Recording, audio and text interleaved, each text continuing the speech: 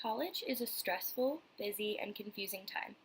It is very easy to fall victim to a lackadaisical, anxiety ridden routine. What helps college students cope with homework, exams, cooking, cleaning, drinking, balancing, and multitasking? Family.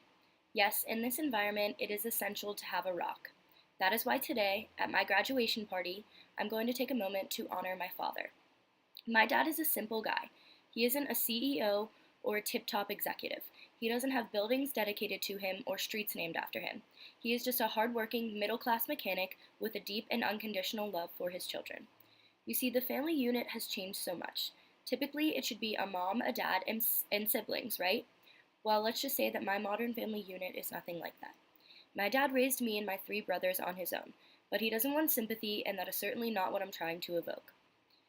Instead, I think the more important lesson here is sacrifice.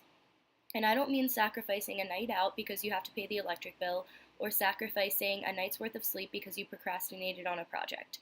I'm talking about the type of sacrifice that knows no end. The type of sacrifice that feels necessary and natural and that can only come from a deep love. I never missed out on a single thing in my childhood. I went to a great school, I had a roof over my head and hot food on the table, even though a lot of the food came wrapped in paper with golden arches all over it. I had a very good start. I was given amazing opportunities like the ability to be a full-time student. I was encouraged to follow my dreams no matter the cost. I was shielded from struggles and praised for my triumphs. But I became fully aware of the sacrifices my father was making, especially during my time at college. I'm going to tell you a story. When I was 6, my parents split up. It was ugly. My dad decided to give my mom our house until she found another place to live. I guess his sacrifice wasn't limited to me and my brothers. For 3 or 4 months, my dad didn't step foot inside of our house. However, he picked me up every Thursday without fail. I would get in his car and we would drive around and listen to Green Day albums until my bedtime. I had no idea where he was staying, no idea if he was okay, but I do remember he always had the biggest smile. He made those aimless drives the happiest times of my life, even though they were the most brutal and depressing of his own. There is something to be said for someone that can create beautiful moments from such messy life occurrences. In retrospect, I understand how terrible those times were, but when I was a child, my father did everything he could to protect me and make sure he played a positive and happy role in my life. In college, we sacrifice a lot. We sacrifice our health, we sacrifice our sleep schedules, we sacrifice being close to our families. Sometimes we sacrifice our sanity. We sacrifice our innocence. Maybe sometimes we sacrifice our morals. We sacrifice our hometown friends, gas stations, grocery stores, the streets and neighborhoods we know and love so well. And we sacrifice our comfort to grow.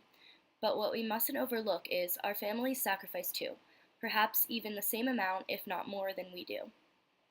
Being this kind of selfless, the kind that would let go of parental instincts in order to foster growth, the kind that would give up control of the most important thing in the world to you, the kind that puts every single need of someone else before themselves without even thinking twice, is the kind of selflessness only a parent could have. It is important to not only recognize those sacrifices, but to truly cherish them. I know my dad still struggles. I know we live in the best school district in our area. I know we never have to stress about where our tuition, food, or gas money is going to come from. I know that my dad works over 60 hours a week to make that so. Recently, I needed new glasses. My dad encouraged me to make an appointment, saying he feared for his life when I got behind the wheel. Although I don't think that had much to do with my vision and more to do with my overall lack of coordination, I obliged and made the appointment. I needed glasses in the end, but what I didn't realize is how much they cost. I heard the price and saw my dad instinctively pull out his wallet without thinking twice. This wasn't a pull out your wallet without gasping kind of number, but he knew I needed it.